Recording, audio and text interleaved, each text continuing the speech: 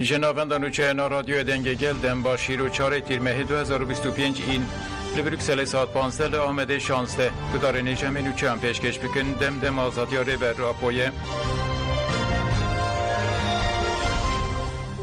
برای ریبر اپو محمد جلان و واسیوی مظلوم دینچ به داخواز هفدیتن سریل دوزگری کمار یا بورسا و مدیریت گرتیگه های میرالیدان امینه کنار خوشکا امر هایری پولات یلدرم برای حامیلی یلدرم و ملیها چتین خوشکا ویسی آکتاشی جبو داخواز هفدیتن سریل دوزگری و مدیریت گرتیگه های میرالیدان ارول آتابی برای ارگین آتابی شکران بایهان خوشکا زکی بایهان و صلاحاتین یامالاک برای محمود یامالاکشی جبو هفدیتنه سرلیدان کرن. آیدین شانس تعلق کرن و درنگ خستنا کنگره نتوی نمایه اینسیاتیفا یکتی دموکراتیک خباتین خبه نافبرد دومینه محمد علی آیدن که ده سکرتریا اینسیاتیف ده تکلداری خباتین خود آقفی آیدن او هاد بیشه روح یکتیا نتوایی به کنفرانس که نتوایی و بر روح او جان نبو لیبلی پیشکتنین لروجلات آناوین نشاندان که اویدی پیدویه که دوی نه تعلق کرنه آیدین دیار کرد که ده داخواز هفدیتنا به ریبارا پورا وره کرن و گوت ام نرخین مزین دیدن کنفرانس نتوایی کردستانه گرینگی برز او چالانشی لسروی بنگهیه او گرینگی دیده ویه که اوه دیده پیش حتی پیش نیازه که هیه که برز مسعود بارزانی سروکاتی کنفرانس نتوایی بکه ام هیویا خود فارزین که کنفرانس نتوایی کردستان دیده مکه نیزیک تواره لدار خستن ام باور دکن که پده که یه نکه و پارتین دنین سیاسیین کردچی بشتاری کنفرانس ببن او ایدی نه پاش خستن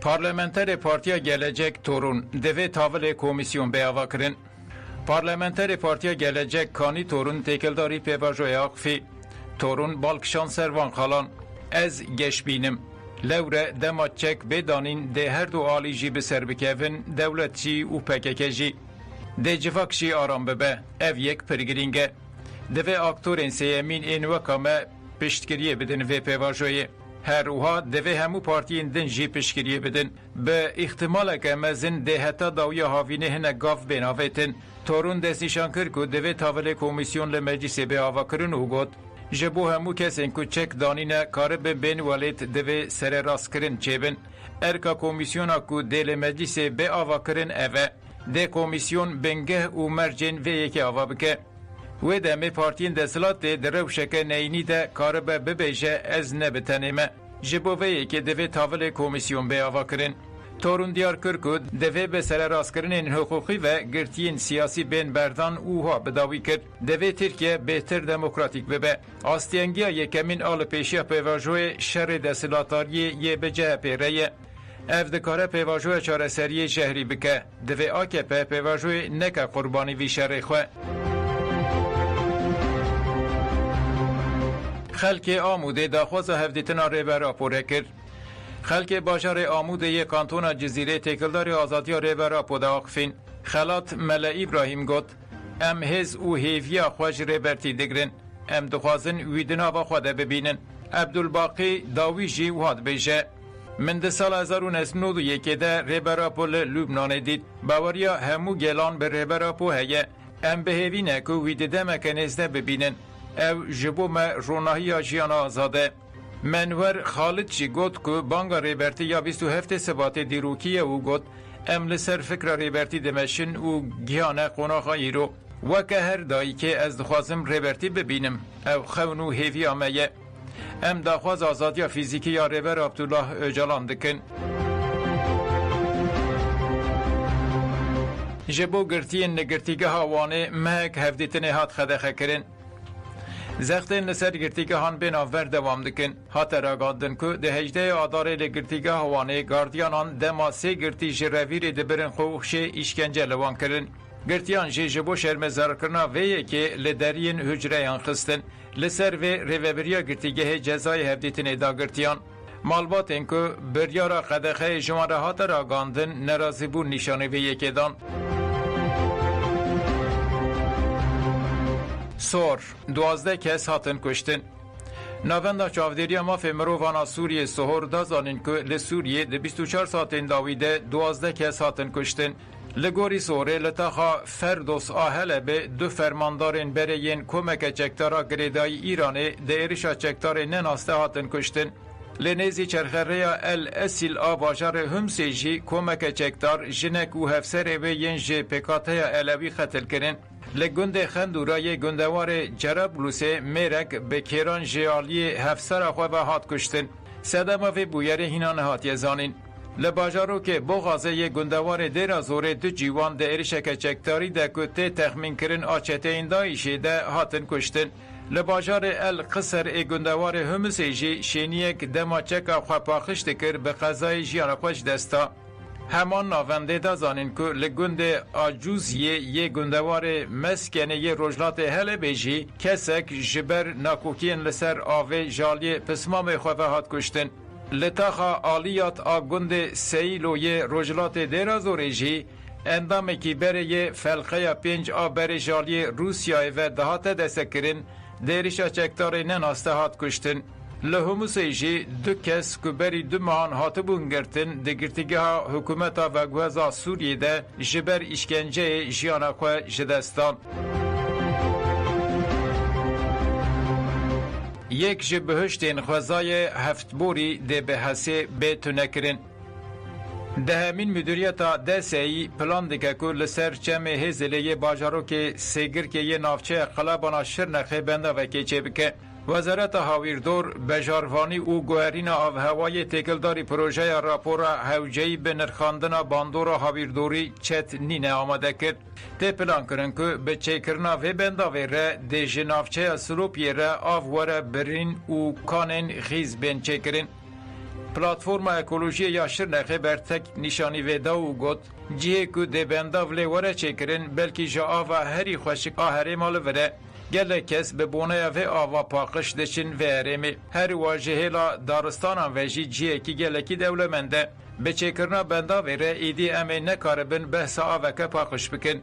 Wê cureyên din ên zindiyên li herêmê tune bibin. Ji bo bendavê dê bi hezaran darbên birîn. Bi teqandina dînamîtan re dê hewaya herêmê bi gemar bibe. Xweşikiyeke xwezayî yên herêmê dê dibin avê de bibînin. Cureyên biyolojîk li herêmê di xetereya tunebûnê re rûbirû dimînin. Dilek Akdağ ji bo madenê gundek hat valakirin. Destilata AKP axa Kurdistanê dij huquqî û dij kanûnî pêşkêşî alîgirên xwe dike û îmzeyê davêje binê talanê. Gundê Şamanî sê payîza vaya wanê bi giştî tune kir û ji bo xebatên madenê vala kir. Zirara xebatên madenê yên ji bo Hawirdor û xwezayê jî gelekî mezin e. Hevberdevka Eko dera wanê Dilek Akdağ têkildarî mijarê Axifî û tişgotin. Gund bi giştî hat valakirin û maden hat avakirin.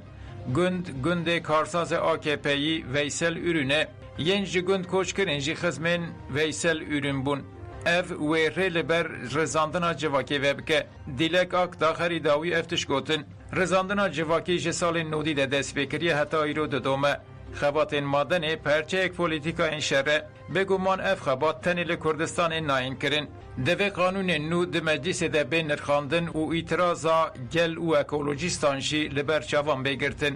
Em ê heta dawiyê şoptarên mijarê bin. Êdî li Îranê herkes gumanbar e. Zext li gel têkirin. Piştî şerê 12 rojan bi agirbesta di 24 Hezîranê de hat îlan kirin re bi bahaneya hevkariya bi İsraîlê re û sîxurtiyê kampanyayek zextê ya bêrehm tê meşandin.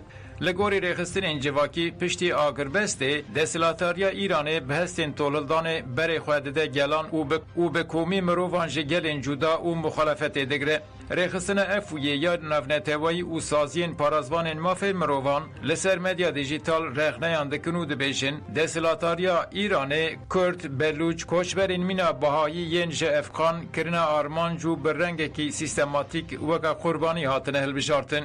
Lêbelê li gorî rêxistinên civakî yên sivîl êdî ti kes ne di ewlehiyê de ye. Herkes di çavê hêzên ewlehiyê da gumanbar e. به کارانینا برنامه واتساپ و سرویس اینترنتی جی دبه سدما گرتن اشکنجه و جزا کرنه. روشنبیرین سویدی دوی دستور جالی پسپوران و وره آماده کرن. چالاکرین جباجار سویدی سوریه کتبلی خوپشاندان لدیجی سیاست حکومت و گوهزا سوریه دبن جه آنهای راقفین. دکتر لوسین هم زد دیار کرد که سوریه ایروین وکا کشورشکران هیوی دکرن و جبو و روح مال و ملکین خواهد دانه نینه. برواجی و روش نباشه. دستلات که دفاکتو ولید کنترول دکه بریا سازین لشکری و اولدارین خواه زخته لسر جواکه چه دکن. لوسین بالکشان سر دستوره که بگهین که هلبجارتنین سر بخواین مجلس نونران مسوگر دکه و مجلس کاره کار و بارین ولید بره و بهیه. فدرالی هنک جاران شاش دفهم کرن و وکی جودا خازیت نیخاش کرن. لید جوهر ده پرگاله که ریوبریه یا پیشکتیه خسریه هره من مسوگردی که دکتر لوسین آنی زمان کن جبو ساز کرنا دستوره که نو پیوسته به پسپوریا قانونی و رفشنبیریه هیه. اکشی گوت که نها آواکرنا مجلسا نونران آکو دوی تمثیلا گل بکه در روژه ویده لی او مجلس جه وینا گل دوره دبن کنترول دستلاتا ناوندیه و او جی سوریاییان جه بشتربونا خیز کرنا سبرو جه محروم دکه. گداره نیجا منوچه پیشکش کرندن باش.